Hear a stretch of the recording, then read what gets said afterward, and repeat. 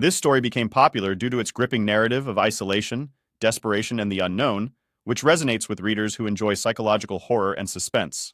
The story follows four American friends who join a German tourist in search of his missing brother at a remote archaeological site in Mexico.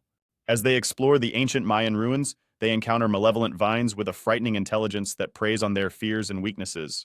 Trapped and desperate, the group's mental and physical decline is depicted in chilling detail as they are consumed one by the vines. The moral of the story is a cautionary tale about the dangers of curiosity, hubris, and underestimating the power of nature.